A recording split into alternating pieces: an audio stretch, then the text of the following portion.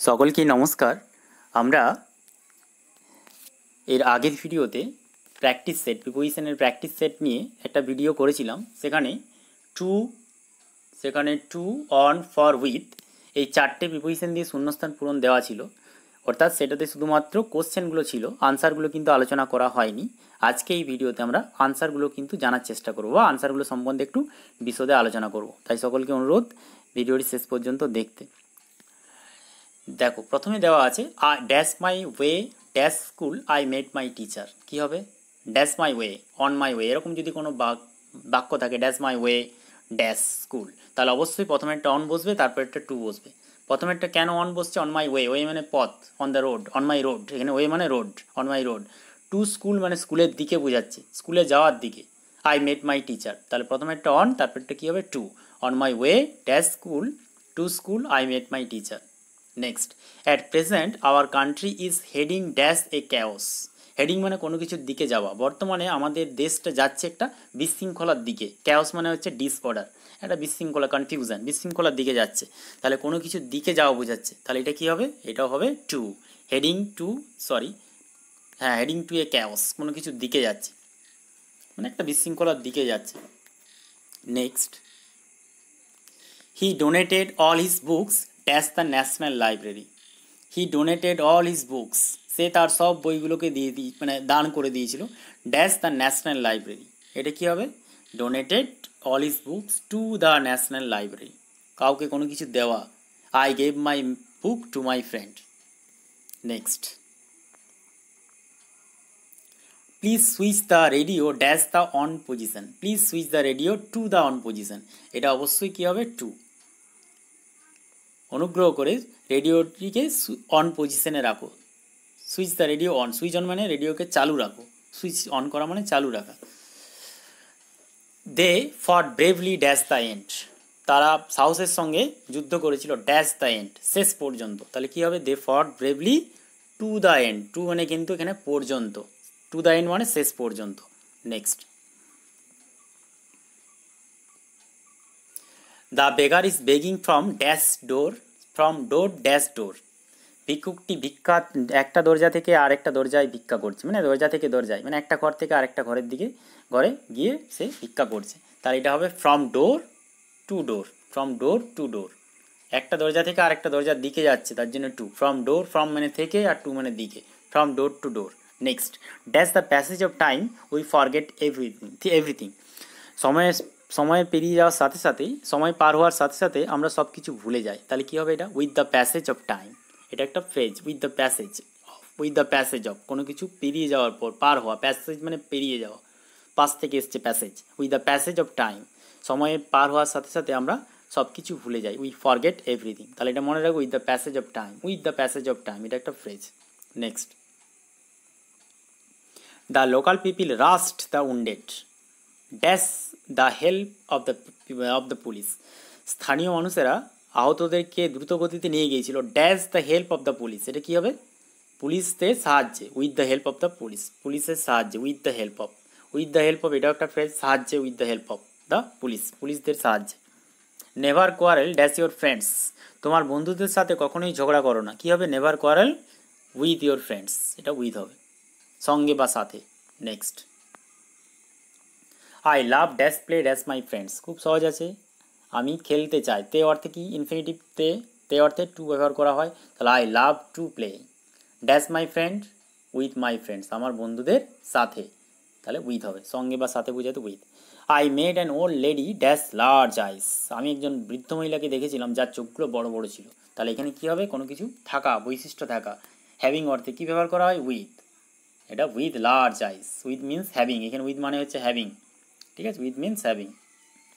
Next, cut the cake into two halves, কেকটিকে দুটো ভাগে কেটে ফেলো ড্যাশ দিস নাইফ, এই ছুরিটি দিয়ে। তাহলে কী হবে?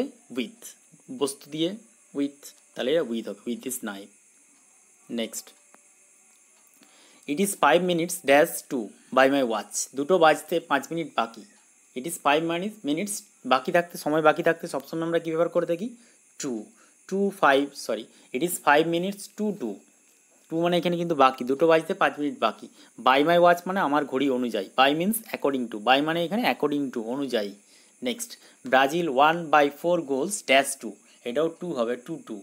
এখানে অনুপাত বোঝাতে 2 ব্যবহার করা হচ্ছে। ব্রাজিল জিতেছিল বাই 4 গোলস টু 2, 4টে গোলে, দুটোর পরিবর্তে 4টে গোলে জিতেছিল, অনুপাত বোঝাচ্ছে। Next the results are nothing dash our expectation, the results are nothing, আমাদের প্রত্যাশা অনুযায়ী রেজাল্ট হয়নি, কিছুই ছিল না রেজাল্ট। তাহলে এখানে টু আওয়ার এক্সপেকটেশন, এখানে টু মানে কোনো কিছু উৎপাদন করে বা উৎপন্ন করে, টু আওয়ার এক্সপেকটেশন, মানে producing our expectations. Next it is a mouth dash mouth respiration, কী হবে মাউথ মুখ ড্যাশ মাউথ রেসপিরেশন। অনেক সময় অনেক যারা ডুবন্ত যারা ডুবে যায় তাদেরকে রেসপিরেশন দেওয়ার জন্য আমরা মাউথ ড্যাশ মাউথ রেসপিরেশন ব্যবহার করে থাকি, কৃত্রিম শ্বাস প্রশ্বাস দেওয়ার জন্য। মাউথ টু মাউথ হবে, ঠিক আছে, এটা টু হবে, মাউথ টু মাউথ রেসপিরেশন, মুখে মুখে আমরা শ্বাস দেওয়ার চেষ্টা করি এবং রুগীকে বাঁচানোর চেষ্টা করি। The little girl left her village dash the death of her father, ছোট্ট মেয়েটি তার গ্রাম ত্যাগ করেছিল তার বাবার মৃত্যুতে, তাহলে এটা হবে on the death of her father. Next the old man died dash the night of 3rd May 2021, বৃদ্ধ লোকটি মারা গিয়েছিল 2021 সালের 3rd May। এখানে নির্দিষ্ট একটা তারিখের রাত্রিবেলার কথা বলা হচ্ছে, তার জন্য অবশ্যই কি বসবে অন। মনে রাখবে কোনো তারিখ নির্দিষ্ট দিনের যদি রাত্রিবেলা সকালবেলা যে কোনো সময়ের কথা বলা থাকুক না কেন অবশ্যই অন ব্যবহার করতে হবে, on the night of 3rd May 2021। Next write something dash your self, তোমার নিজের সম্পর্কে কিছু লিখো, তাহলে কারো সম্পর্কে বোঝাতে কী বসে on, right something on your self. কিন্তু এখানে অ্যাবাউটও ব্যবহার করা যেতে পারে, কিন্তু অপশানে অ্যাবাউট নেই, তার জন্য অন হবে। Write something dash yourself, write something on yourself. Please send dash a doctor, এখানে ফ্রেজাল ভার্ব বা ফ্রেজ বসবে, phrasal verb. Please send dash a doctor, অনুগ্রহ করে একজন ডাক্তারকে ডেকে আনো, তাহলে এটা হবে সেন্ড ফর এ ডক্টর, এটা ফর হবে, সেন্ড ফর মানে ডেকে আনা, send for a doctor. He left us dash good, সে আমাদেরকে চিরদিনের জন্য ত্যাগ করেছিল, ড্যাশ গুড, এটাও একটা ফ্রেজ, এটা কী হবে ফর গুড, ফর গুড মানে চিরদিনের জন্য, ফর গুড বা for ever. Next dash all his faults he is my best friend, তার সমস্ত দোষ থাকা সত্ত্বেও সে আমার সবচেয়ে ভালো বন্ধু, তাহলে কী হবে এটা with all his faults, with হবে, এখানে উইথ মানে হচ্ছে সত্ত্বেও, উইথ অল আর ফলস, তাহলে উইথ মানে এখানে সত্ত্বেও, মনে রাখবে উইথ মানে সত্ত্বেও, he is my best friend. বা এখানে কিন্তু উইথ অথবা ফরও ব্যবহার করা যেতে পারে, ফর, দুটোরই বাংলা মানে সত্ত্বেও, তার সমস্ত দোষ থাকা সত্ত্বেও সে আমার বেস্ট ফ্রেন্ড। নেক্সট আছে দেখো she could not go to school dash her illness, সে স্কুলে যেতে পারেনি ড্যাশ আর ইলনেস, তার অসুস্থতার জন্য, তাহলে এটা কী হবে dash her illness for her illness, এটা হবে ফর হার ইলনেস।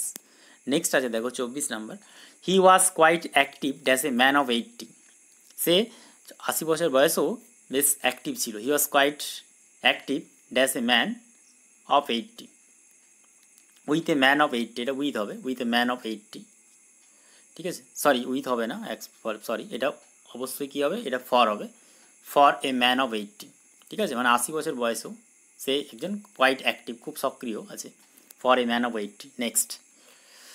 নেক্সট আছে দেখো দে ড্রিঙ্ক ড্যাশ শিয়ার প্লেজার, তারা ড্রিঙ্ক মানে মদ্যপান করা, ড্যাশ শিয়ার প্লেজার নিছক আনন্দের জন্য তারা মদ্যপান করে, তাহলে এটা ফর হবে, for shear pleasure, for only pleasure, শুধুমাত্র আনন্দের জন্য। হি was mistaken dash his brother, কী হবে তাকে তার ভাই হিসাবে ভুল করা হয়েছিল, মানে ভাই মনে করে ভুল করা হয়েছিল, he was mistaken for his brother. They bought it dash rupees 100, তারা এটা 100 টাকা দিয়ে কিনেছিল, ফর রুপিস 100, এখানে মনে রাখবে এটা ফর অথবা অ্যাড দুটোই ব্যবহার করা যেতে পারে, ফর অথবা অ্যাড। নেক্সট দাম বোঝাতে ফর বা অ্যাড দুটোই বসে। He received a blow dash his head, সে তার মাথায় একটা আঘাত লেগেছিল, তাহলে a blow dash his head কী হবে অন হিজ হেড, মাথার উপরে। নেক্সট আছে it's a film based dash the life of Mahatma Gandhi, এটা একটা সিনেমা মহাত্মা গান্ধীর জীবনের উপর ভিত্তি করে, বেস্টের পর সবসময় অ্যাপ্রোপ্রিয়েট প্রিপোজিশন বসে, কি বসে on, based on. Next he was arrested dash the charge of snatching, তাকে ছিনতাইয়ের অভিযোগে গ্রেপ্তার করা হয়েছিল, তাহলে he was arrested on the charge, এটা on the charge of snatching. Government recently put a tax, সরকার সাম্প্রতিককালে বা সম্প্রতি ট্যাক্স পুট করেছিল ড্যাশ লিকার, লিকার মানে কিন্তু মদ, ওয়াইন, তাহলে এটা হবে on liquor, put a tax on liquor. Next, they live dash the river. তারা নদীর তীরে বাস করে, কী হবে? they live on the river, এখানে on মানে তীরে, on the river.